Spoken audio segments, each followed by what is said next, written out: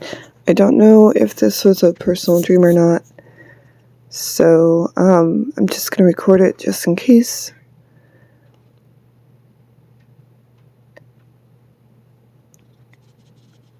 I found myself already on a train with my mother, and she said that we were on the way to DeeCee, and I was like, that doesn't seem like a very smart idea to visit DeeCee right now. That seems not great with the war going on. And that was basically disregarded. She guzzles down the news media like a 7-Eleven soda, so she's like, nothing's gonna happen, no one could ever attack the US. That's silly. Okie dokes. So we continued on our way.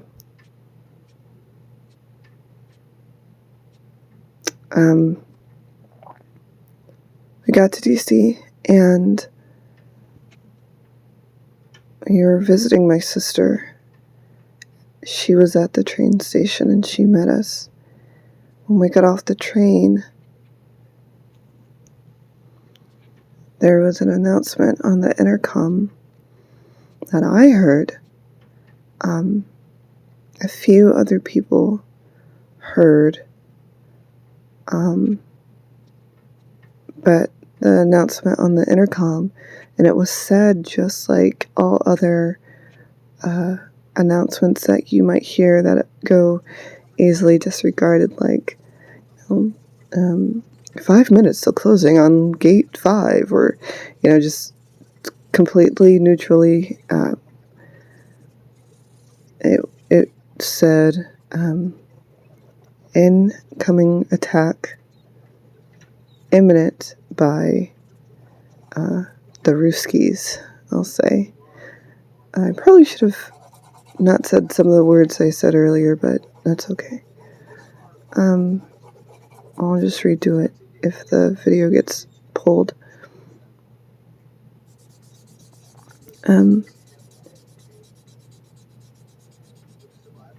So I heard this, and a few other people heard this.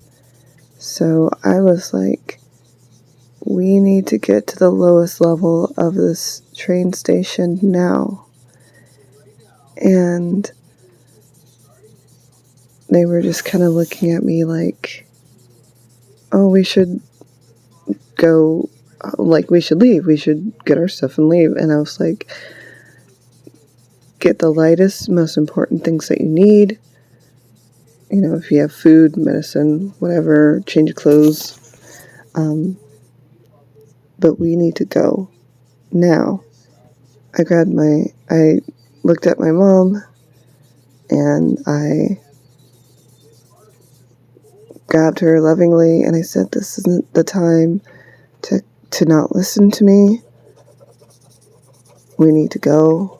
And I grabbed her hand.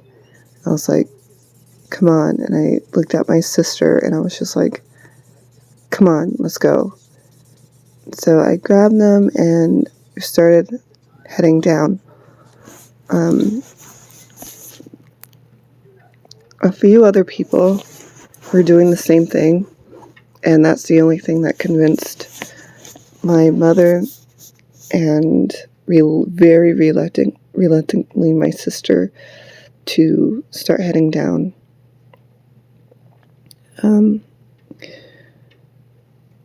I was like jumping over those little guardrails or whatever they're called, and I don't understand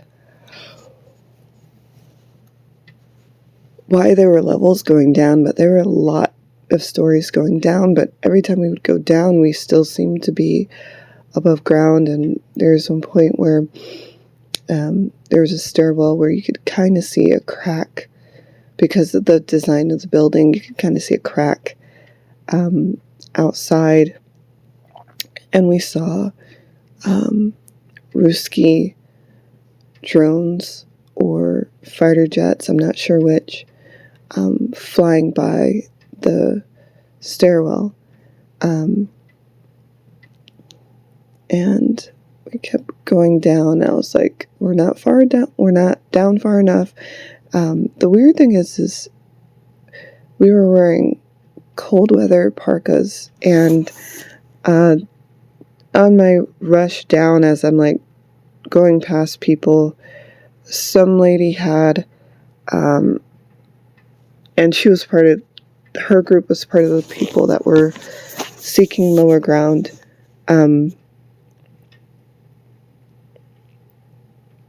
They had like those, what are they called? Dansk butter cookies. So the parkas and the Dansk butter cookies reminded me of like Christmas, which was strange.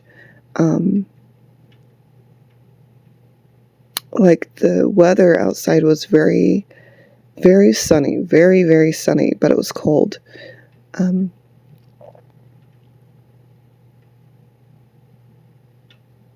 And the Dansk butter cookies made it seem like it looked like spring, but I associate Dansk butter cookies with Christmas. So I'm not sure what that was about, but I very specifically was running past some luggage and saw some Dansk butter cookies rolling on the ground, and I grabbed them and I put them kind of like with my mom's like carry-on bag, because I'm thinking like we're gonna need food. This building might be damaged. We might be trapped down there. We're gonna need something to eat. So I grabbed them, and anyway, so we were heading down, and after a while we were going so far down that there wasn't anyone else behind us. And at that point, we were going down and we rounded the corner. And in my dream, my heart just fell into my stomach when I saw this. It's kind of the main reason why I'm recording this in the first place. I rounded the corner, and I'm not sure if my mom or sister saw this, because I was ahead of them just a little bit. And I rounded the corner, and there was like a whole battalion of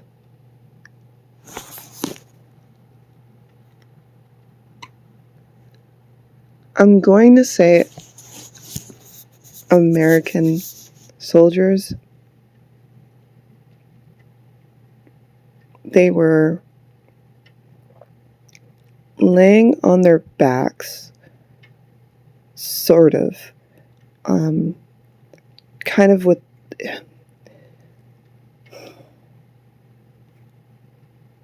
they were almost positioned like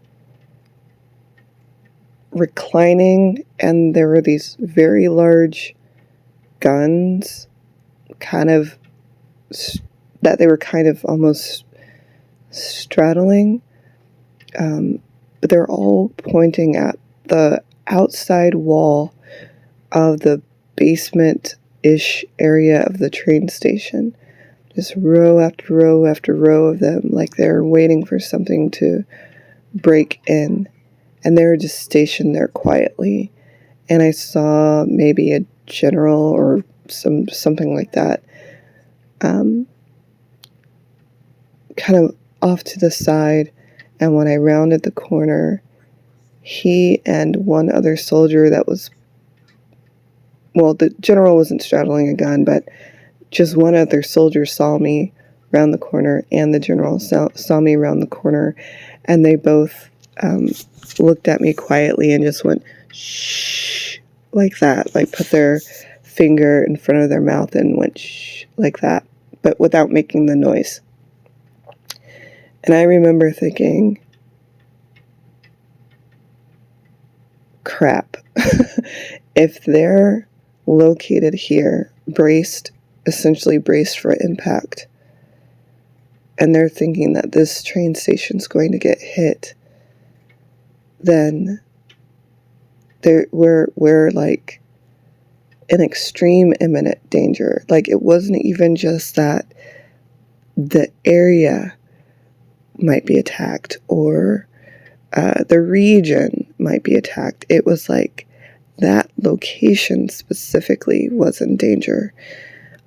So I kind of put my arms around my mom and my sister, and I had us go to the next story up, and I was just kind of resigned, like, this is the best we can do in this situation right now. And I woke up. It is morning.